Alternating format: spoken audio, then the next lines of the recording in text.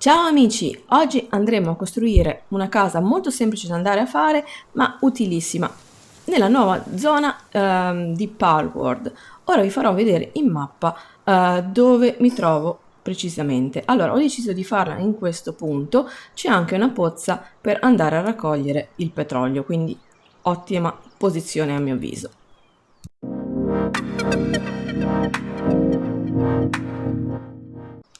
Dunque iniziamo col mettere le mattonelle. Allora andiamo in questo punto, dobbiamo posizionarne due, vedete, e poi andiamo a metterne 6 in verticale in questa maniera, quindi 3, 4, 5, 6. Dobbiamo fare 3 strisce in totale di 6 mattonelle.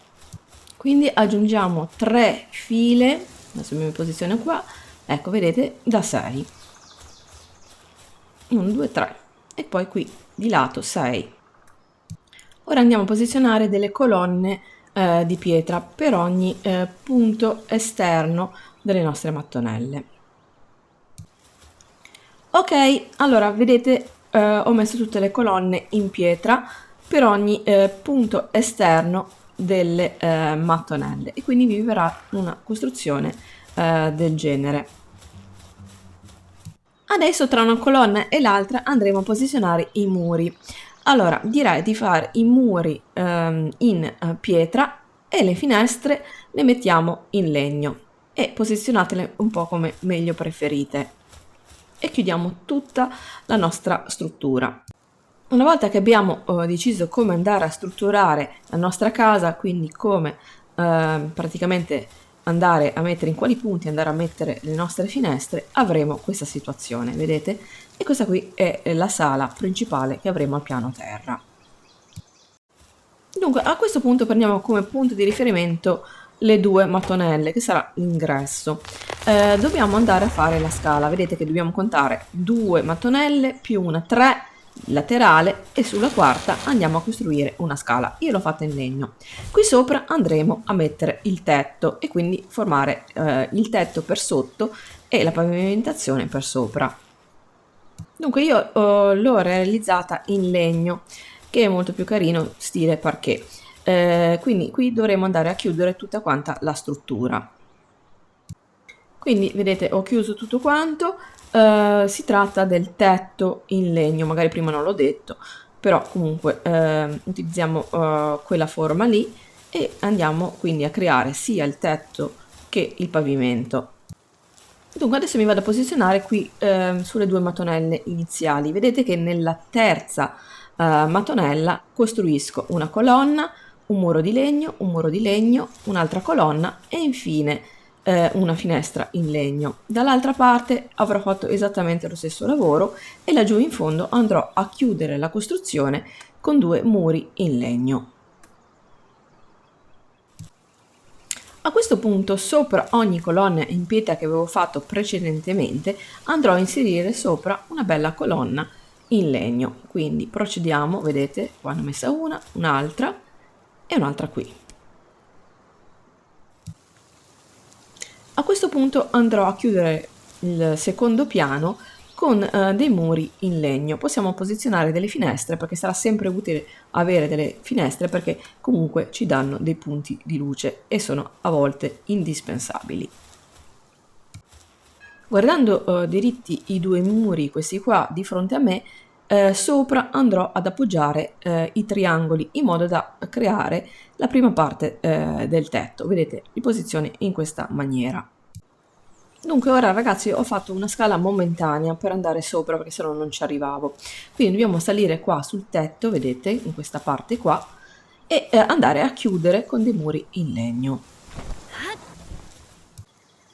Qui andrò a posizionare i triangoli nella stessa identica posizione di fronte a quelli che avevo creato in precedenza. Così andremo a creare il punto per andare a fare il nostro tetto. Quindi scendiamo giù, questa scala poi andrò a eliminare e vedete che qua abbiamo messo, vedete, i 2 triangoli, quindi sono in totale 4 per creare il tetto. Dunque, ora andiamo a utilizzare il tetto vero e proprio, ossia questo qui di mattoni rossi. Vi ricordate dove c'erano i 2 punti di mattonelle? Ecco, allora qui andiamo a chiudere con il tetto. Quindi alla fine ci ritroveremo con il tetto fatto in questa maniera, dove c'erano le due mattonelle. Ora ragazzi torniamo sopra la nostra scala provvisoria e andiamo a creare altri due tetti a triangolo in questa maniera. Vedete, adesso scendo, vi faccio vedere come l'ho fatto, vedete, in questa maniera qua. Poi ovviamente la scala andrà eliminata. Dunque, ora andiamo a concludere chiudendo l'ultimo tetto, ossia questo qui più in alto. Qui è una posizione un po' particolare e si fa fatica a mettere i pezzi, ma con un po' di pazienza si riesce. E quindi qua abbiamo concluso totalmente i nostri tetti. Allora, qui possiamo andare ad aumentare, fare una balconata, quindi aumentare qui di fronte, vedete, mi trovo qua.